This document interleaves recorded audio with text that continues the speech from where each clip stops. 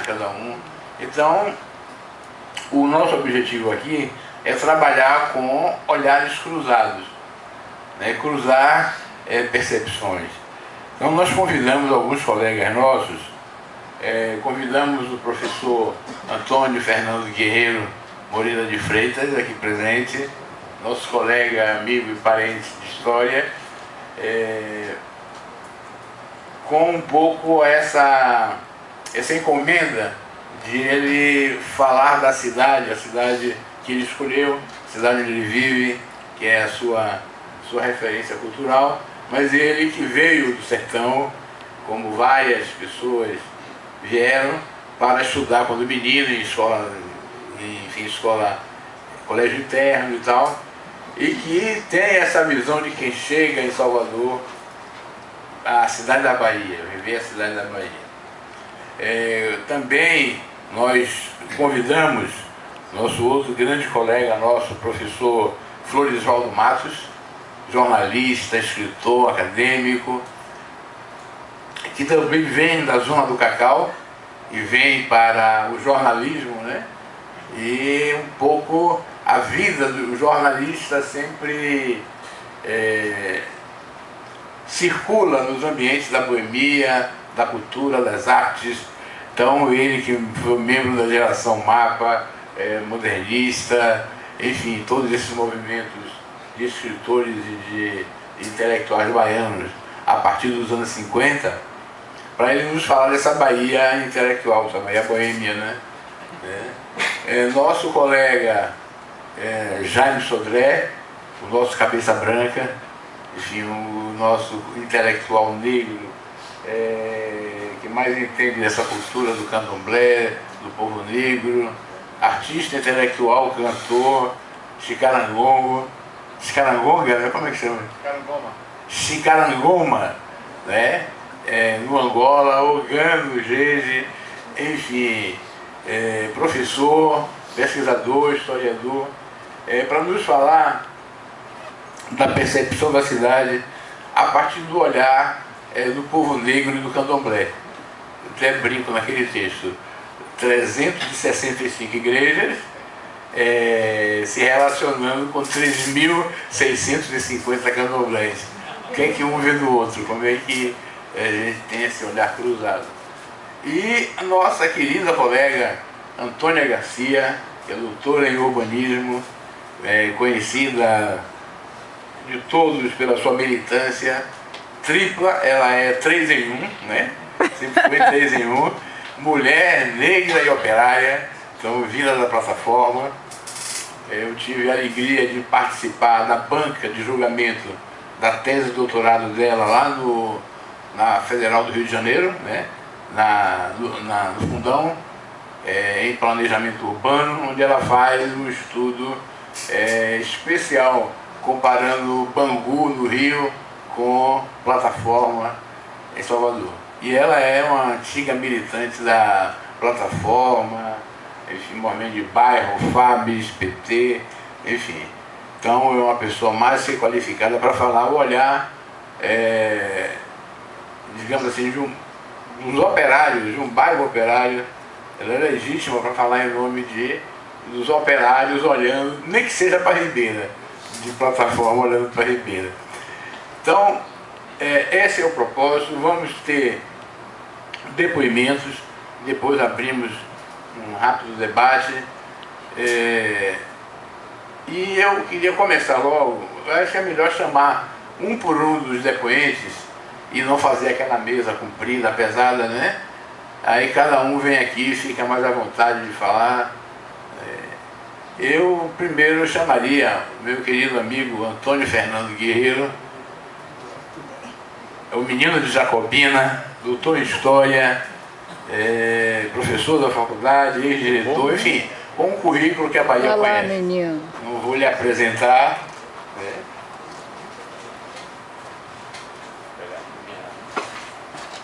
E nos falará sobre a cidade da Bahia, né? Porque para todo um povo, todos os baianos que vêm do interior, a expressão é essa: eu vou para a Bahia, eu vim da Bahia, a cidade da Bahia, enfim, que é próprio, porque a Bahia é de todos os santos, né? Que termina se impondo ao resto do Estado. E os regionalismos também, né, Guilherme? É evidente que tem toda uma visão regionalista. Tinha uma tia-avó minha, Josefina Siríaca, que morou muito tempo, mais de 20 anos, em Maragogipe. Mas ela era tão bairrista, maragogipana, que ela dizia: avisto Maragogipe, Bahia é uma roça. Então, o negócio era Maragogipe, na grande cidade. Então, que fale jacobina. Bom, boa noite. Antes de falar de Salvador, eu gostaria de falar do interior. Afinal de contas, eu acho que não só por ter nascido, mas também por ter escolhido algumas cidades e regiões do interior como meu objeto de trabalho, eu tenho uma afinidade, posso dizer que tenho uma simpatia, eu tenho um amor pelo interior da Bahia. E digo isso a vocês com um certo pesar de perceber que essas cidades do interior, uma das quais eu vim e sei que vários de vocês vieram, são cidades abandonadas. São cidades hoje que nos entristecem por tudo que elas representaram, por tudo que elas foram e não são mais. O que é que eu quero dizer com isso? A Jacobina que eu deixei em 1958 era uma cidade que preenchia tudo o que um menino exigia. O que é que o menino queria naquele momento? O menino queria jogar futebol, ele podia jogar futebol. O menino queria o cinema, ele tinha 5 cinemas. Jacobina hoje não tem um cinema. Recentemente, meus alunos de História da Bahia me ajudaram a fazer um levantamento. Só 5 cidades no interior da Bahia têm salas de cinema. É uma coisa incompreensível. Como há 50 anos atrás, várias cidades do interior tinham cinema e hoje em dia não se tem mais cinema, não se vai mais a cinema. E assim por diante, não se tem teatro, não existe lazer. Não existe lazer.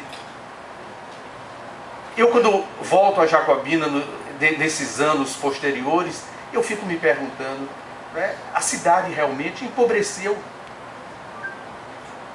As pessoas mal têm o que falar, mal têm o que comentar.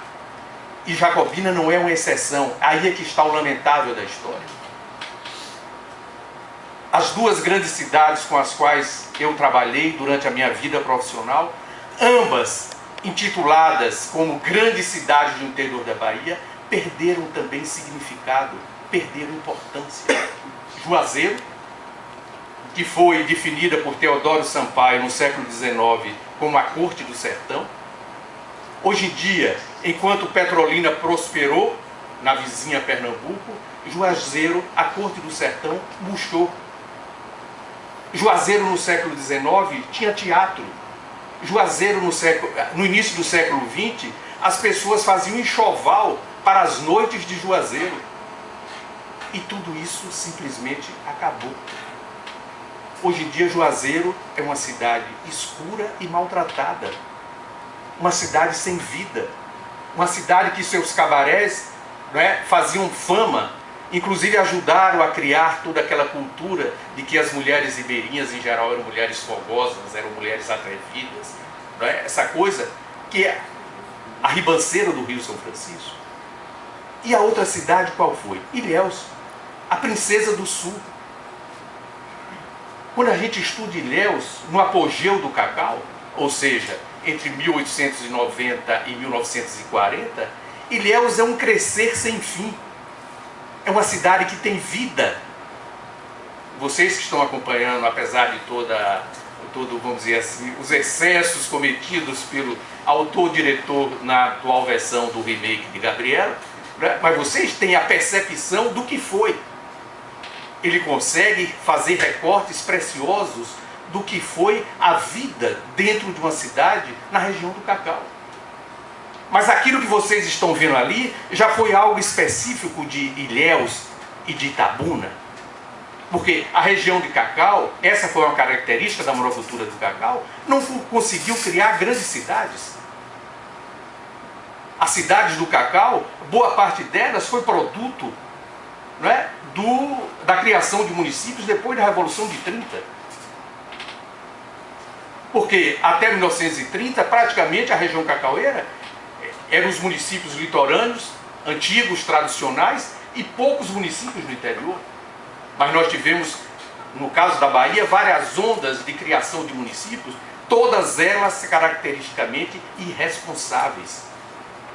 A maioria desses municípios, quando foram criados, não tinham condições de ter independência, de ter autonomia. E o resultado são essas cidades que nós temos hoje, né, no caso da Bahia. E olha que eu estou falando até agora de cidades tradicionais, de grandes cidades. Eu não estou falando das pequenas cidades. Recentemente, um pesquisador da história da Bahia, e alguém que pode vir até ocupar um cargo importante no Estado dentro de pouco tempo, me comentou o seguinte: Guerreiro, quando se fala do empobrecimento da Bahia, é uma coisa irreversível. Eu fiz um estudo recente, 2011, e constatei que as 3 principais atividades de 80% dos municípios e cidades baianas são lan house, salão de beleza e sex shop. É o que tem a cidade do interior. É o que ocupa as pessoas. É chocante? É chocante, mas é fato. É fato. Isso é pesquisado, isso é constatável, isso é realidade. Então, quando a gente olha para o interior da Bahia, e aí que eu me pergunto o seguinte: se cria no Estado secretaria para tudo, mas se devia ter, por exemplo, uma secretaria de orientação das cidades, repasse de recursos só a partir de compromissos mínimos, de realizações mínimas, na área do lazer, na área da cultura, na área da educação, senão você não recebe. A cada 4 anos, as eleições no interior têm se prestado a enriquecer famílias. Isso quando tem rodízio, porque em várias cidades do interior é o mesmo grupo político que se perpetua no poder. E essas cidades são todas prejudicadas. As pessoas não têm o que fazer nessas cidades. As pessoas não sabem para onde ir. Não têm para onde ir. Isso é dramático. Numa sociedade como a nossa que nós vivemos, você constatar que a grande maioria das cidades do interior da Bahia são desprovidas de qualquer tipo de atrativo. Qual é o atrativo que alguém tem aí a Feira de Santana, a não ser ir no Feiraguai? O que é que Feira de Santana oferece? Qual é o jardim que tem Feira de Santana? Qual é o parque que tem Feira de Santana? Qual é a atração cultural que tem Feira? Por amor de Deus, me digam, eu não vejo. Feira de Santana para mim é um lugar de passagem. Você passa por um lado, passa por outro, vai. E vai o que em Feira de Santana? Eu vou ao Feiraguai. Você não tem, e é a maior cidade do interior da Bahia. Eu não estou falando de Xorroxó, não estou falando de Xique-Xique, não estou falando de Carinhanha, eu estou falando de Feira de Santana. E assim para as outras cidades da Bahia. Que criar centro de convenção não significa dizer que a civilização está chegando. Centro de convenção se presta para eventos fortuitos, passageiros. Cinema, teatro, não. São para atividades permanentes. As boas escolas não, são para atividades permanentes. Então essa é uma parte introdutória que eu gostaria de registrar para vocês. Bira falou aqui que estamos em ano eleitoral, falou da questão das cidades. Vamos falar de Salvador, que é o nosso foco, mas essas outras cidades fazem parte do cenário da Bahia e nós não podemos esquecê-las. E falo isso para vocês com uma profunda tristeza de ser originário de uma cidade que não é das pequenas e ter estudado 2 das maiores e ver e constatar que, contemporaneamente, são cidades que perderam importância e significado. A velha corte murchou enquanto Petrolina prosperou. Mas chegamos a Salvador. Eu cheguei a Salvador para morar em 1958. Eu era um menino. Tinha 10 anos de idade. Não tinha completado 11 anos de idade. E meus pais, por uma questão a questão mesmo era a preocupação com a educação dos filhos, me transferiram para Salvador, porque na visão deles, Jacobina não tinha escola pública, no caso era escola pública, para o interior não, naquela época não tinha escola particular, não tinha escola pública que desse boas condições para formar alguém. Então eles me deslocaram para Salvador e me encarregaram a minha educação aos padres jesuítas no Colégio Antônio Vieira. Nós não vamos discutir isso aqui hoje, isso aqui é uma outra memória, nós vamos falar de Salvador. E veio eu, um menino, morar em Salvador. Qual era a expectativa que eu tinha? Já conhecia Salvador, mas não com aquela condição de morador. Alguém que tinha que usufruir a cidade dentro das regras postas por um colégio interno, por uma organização político-religiosa, no caso, os jesuítas. E lá fui eu morar no bairro do Garcia. Para mim, tudo era uma novidade, tudo era uma conquista. A cidade era maravilhosa. Só poder ir à praia um dia na semana, para mim já era uma festa, ver o mar. Imagina um sertanejo que em vários anos ouvia as pessoas falar que não tinha água nem para beber e você olhar o mar. Isso aí era uma coisa que preenchia toda a nossa fantasia. Né? E eu acho que esse é um choque que os sertanejos têm toda vez que veem o mar pela primeira vez. Eu acho que essa é uma sensação indescritível para todos nós sertanejos. E ter o mar. E ter vários cinemas para escolher. E ter o futebol para ir. E o Garcia era interessante, e aí eu vou centrar a minha exposição muito na seguinte ponto. Apesar de aos olhos de um menino a cidade ser grande, a cidade ser um desafio, a cidade ser complexa, com o passar dos anos, o que minha memória registra é que era uma cidade provincial. Era uma cidade pequena, era uma cidade contida. E já já eu vou explicar a vocês. Mas estar no Garcia, eu estava no centro da cidade. Quando a gente ia à praia, que o dia da praia era às quartas-feiras, depois da aula, depois do almoço, ao meio-dia, se ia para o Porto da Barra. Nós íamos pela Roça da Sabina. Você saía do Colégio Antônio Vieira, dobrava à direita, chegava na Graça, da Graça você andava em Euclides da Cunha e descia a Princesa Isabel e a Princesa Leopoldina até chegar a volta, como tinha ladeira, nos era permitido tomar o bonde e o ônibus. A ida, como era descida, nós íamos andando. O futebol, que era o domingo, que era o outro dia da saída, nós só tínhamos acesso, os internos, à rua, no caso, às quartas-feiras e aos domingos, nós podíamos ir ao futebol por onde? Através da Curva Grande. A gente descia a Curva Grande, né, saía ali embaixo dos barris, contornava o dique e chegava na Fonte Nova. Também andando. Também andando. Claro que naquela época eu não percebia claramente nada disso, mas para mim era uma festa poder caminhar, poder passear, ver a cidade. Aos cinemas também nós íamos andando. Afinal de contas, andar até o Campo Grande e depois percorrer a Avenida 7, aonde estavam os cinemas.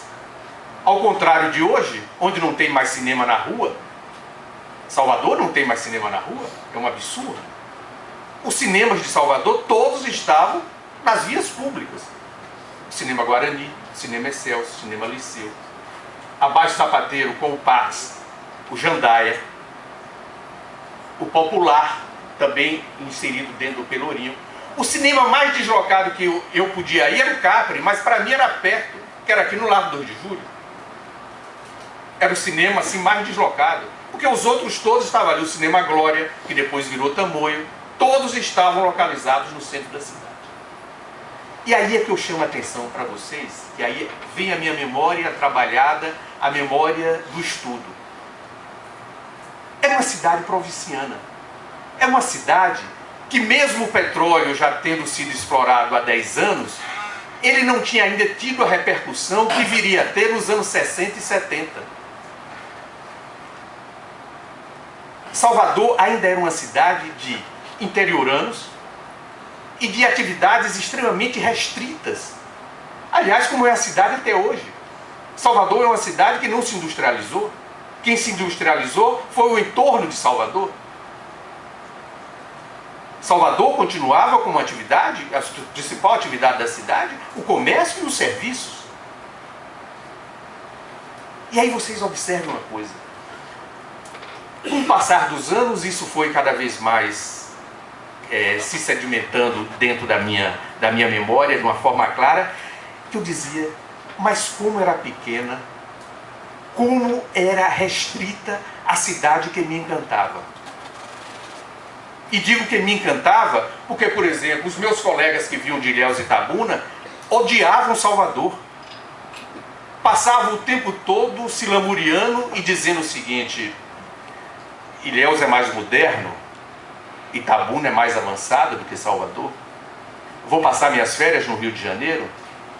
No ano seguinte não apareciam, e quando se tinha notícia, tinham ido para a Europa, tinham ido fazer alguma excursão. Segundo o meu amigo Sabarreto, quase nenhum deles voltou ou se dedicou a algo produtivo na vida. Mas eu me lembro que meninos como eu, todos tinham por Salvador um certo ar assim, de indiferença, de desconsideração. Porque o importante era Ilhéus, Itabuna e o Rio de Janeiro. Era o que eles tinham na cabeça. Mas para mim Salvador era uma coisa deslumbrante. Porque me oferecia uma série de coisas que eu até então não conhecia. Mas volto. Com o passar do tempo eu vi que essa minha visão era um tanto equivocada. Se a gente pensar bem, Salvador no final da década de 50 e início dos anos 60 é uma cidade restrita, é uma cidade pequena, onde você podia ir a todos os lugares importantes andando.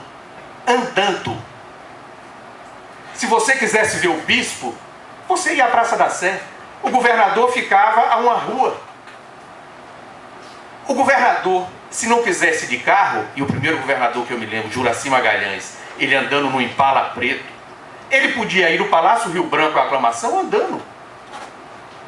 1,5 km é nada. O bispo podia ir da Praça da Sé, ao Campo Grande onde ele morava, também andando.